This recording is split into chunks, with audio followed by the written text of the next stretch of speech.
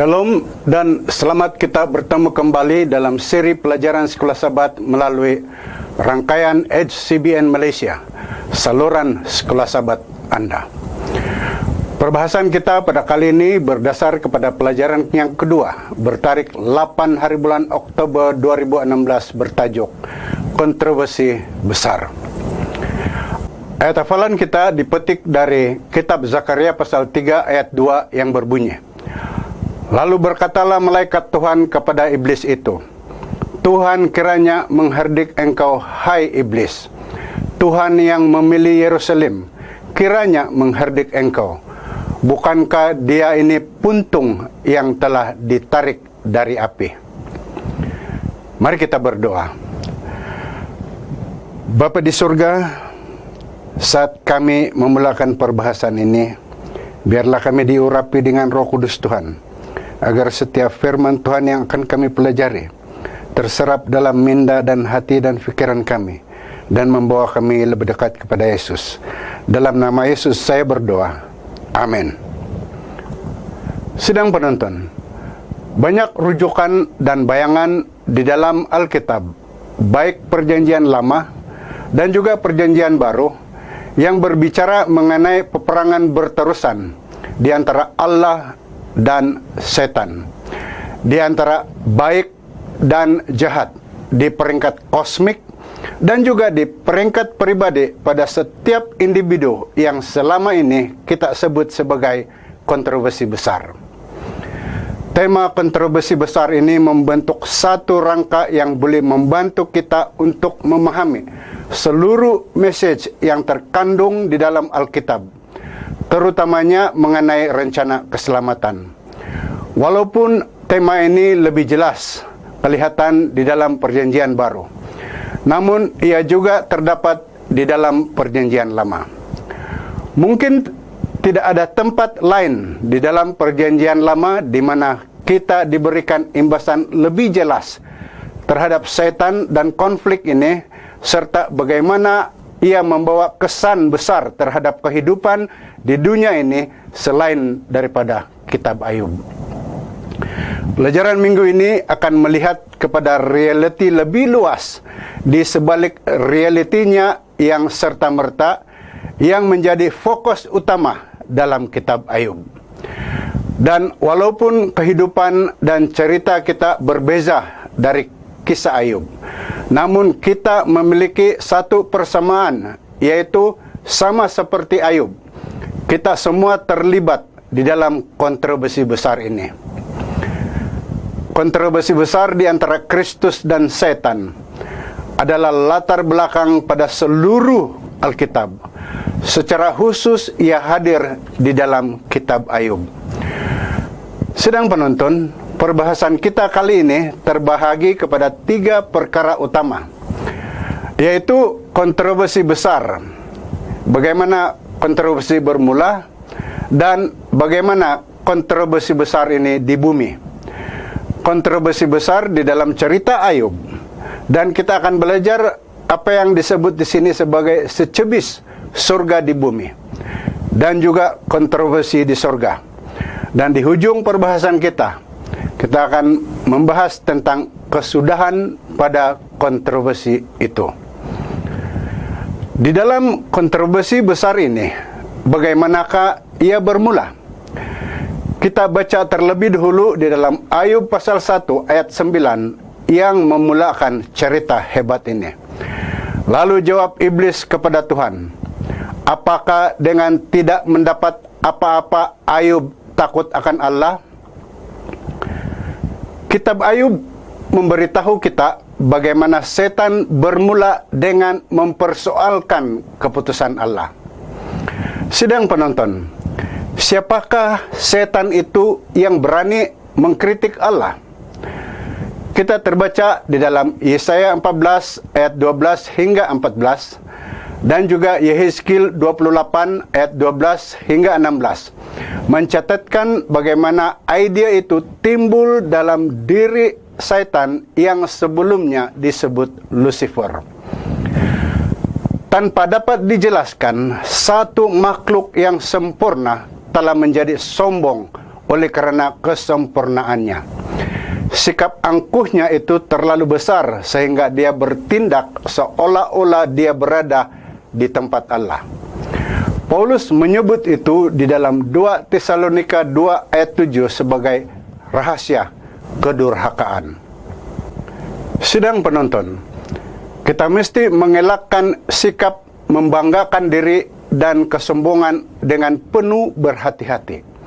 Dengan cara ini, kita akan mengelak daripada terjatuh ke dalam kutukan yang sama dengan setan oleh tindakan mencemuhkan hukum Allah, seperti mana yang setan telah lakukan. Kita lihat ini dalam 1 Timotius 3 ayat 6.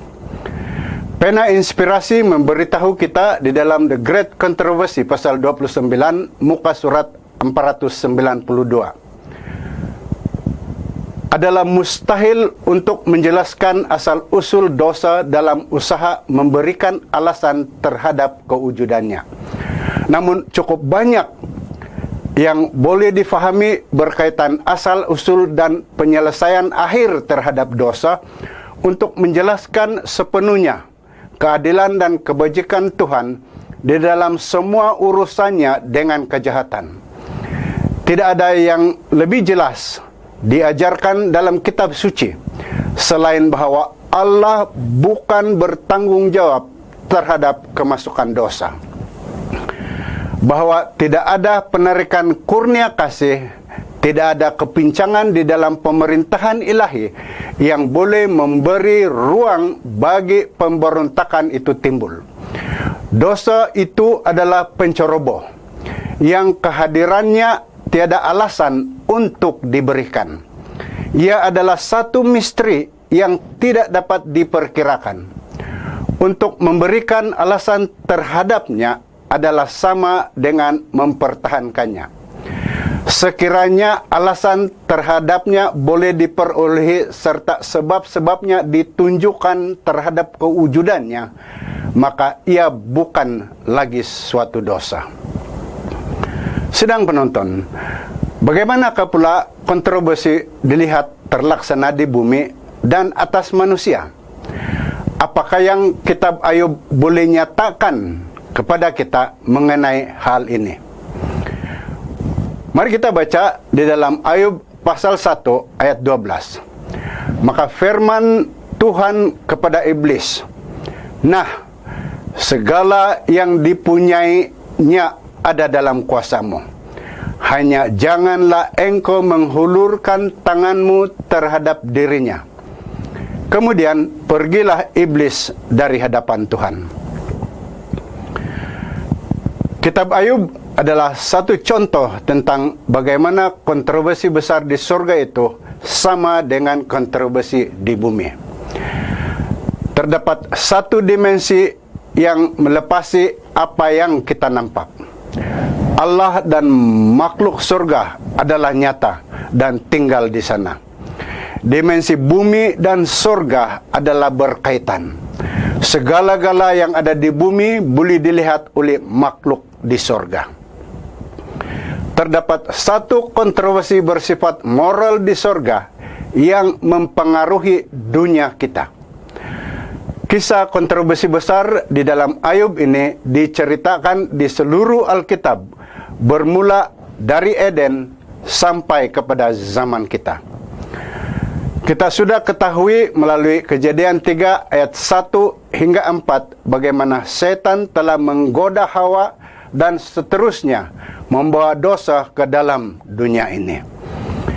Di dalam Zakaria 3 ayat 2 dikatakan malaikat menghardik atau menegur setan karena sejak Eden setan telah sentiasa menuduh kita sebagai berdosa di hadapan Allah. Di dalam Matius 4 ayat 1 pula mengatakan bagaimana Yesus juga perlu melawan dosa dan pencobaan demi kita. 1 Yohanes pasal 3 ayat 8 memberitahu kita seterusnya bahwa dosa telah membuat kita menjadi hamba kepada dosa. Tetapi Yesus telah datang untuk melepaskan dan membebaskan kita. Petrus juga mengingatkan kita dalam 1 Petrus 5 ayat 8 bahwa setan terus-menerus akan menggoda kita. Dia sentiasa mengintai seperti singa mencari mangsa yang boleh dikalahkannya untuk membuat kita jatuh. Akhir sekali, Yohanes memberitahu kita di dalam Wahyu pasal 12 ayat 9 bahwa setan bencikan umat sisa Allah dan dia menyerang mereka dengan nekat keganasan yang besar. Namun akhirnya dia akan dilemparkan ke dalam api neraka. Sedang penonton, kontroversi besar di dalam cerita Ayub ini ada bahagiannya yang disebut sebagai secebis surga di bumi, atau dalam bahasa Inggrisnya a piece of heaven on earth. Apakah maksudnya? Sila rujuk ayat yang sudah kita baca di dalam Ayub pasal 1 ayat 1. Alkitab memberitahu kita bahwa Ayub seorang yang kaya, setia, dan orang yang lurus. Dia hidup dalam aman damai dan dikelilingi oleh berkat besar yang sangat banyak. Ayub pasti melalui satu kehidupan yang bagaikan sebuah surga. Namun Ayub 1 ayat 4 hingga 5 memberitahu kita bagaimana dia merasa bimbang dengan masalah mengenai dosa.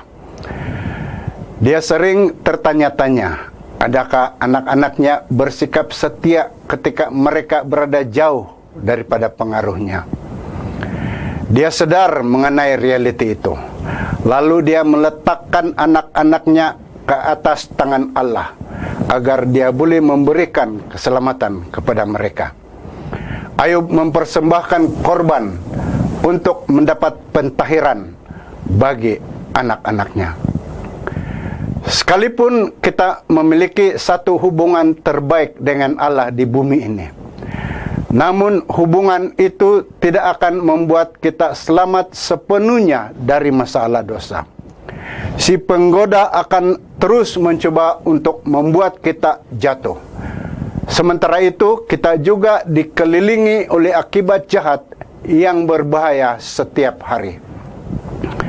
Sidang penonton, di sebalik surga kecil yang kita saksikan di bumi tadi, ada satu pertemuan yang berlangsung di surga, yaitu bagaimana bermulanya kontroversi itu di surga.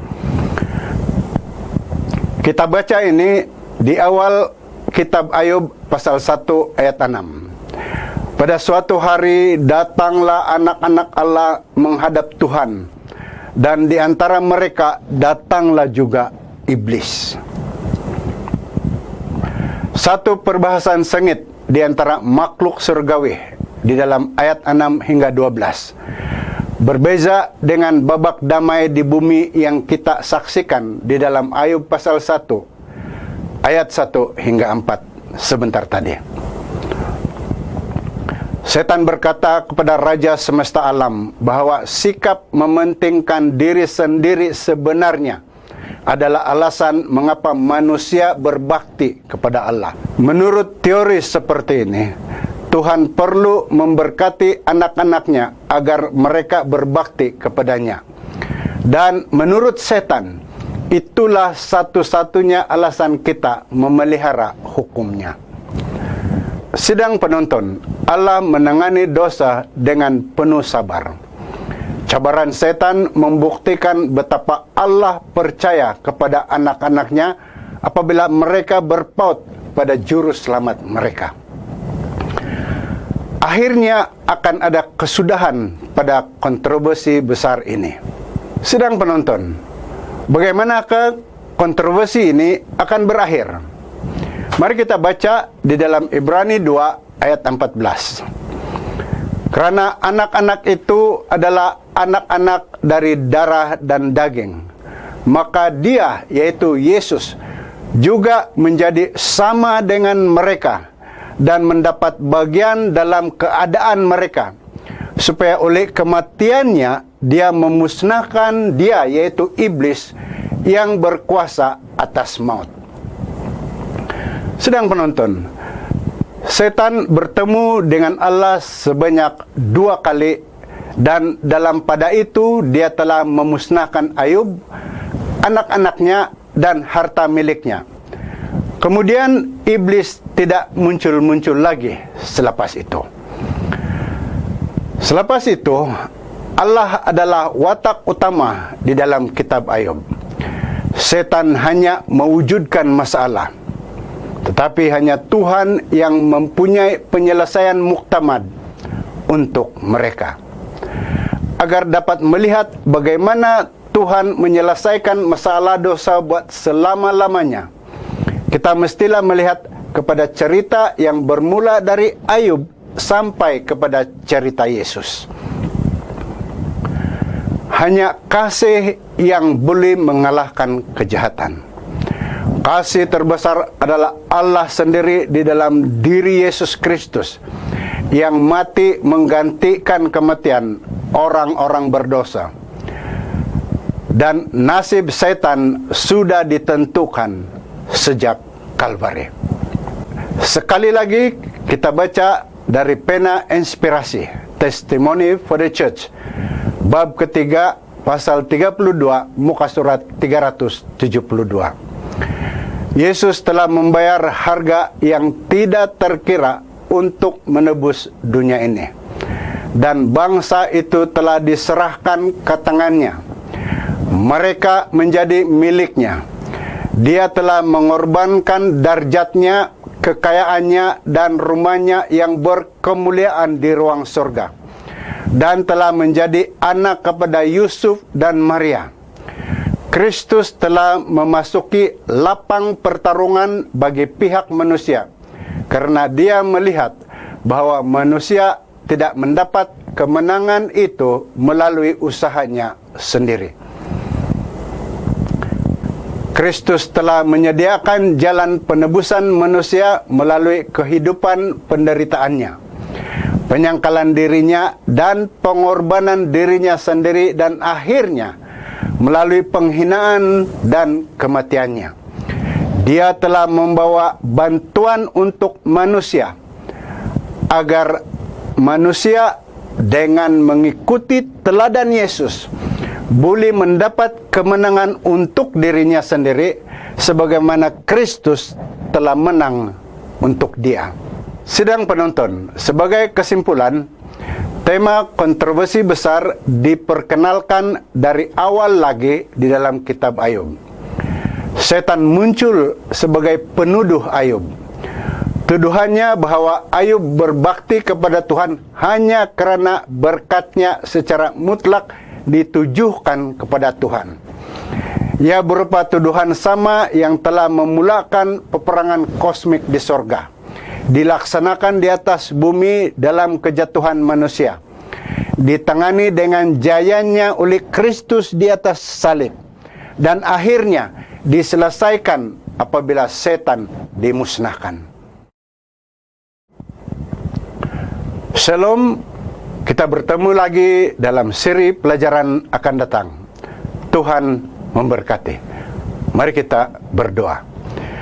Bapa di surga, terima kasih di atas pelajaran itu tadi.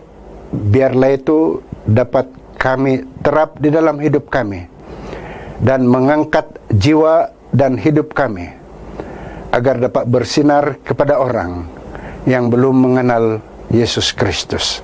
Dalam nama Yesus saya berdoa. Amin.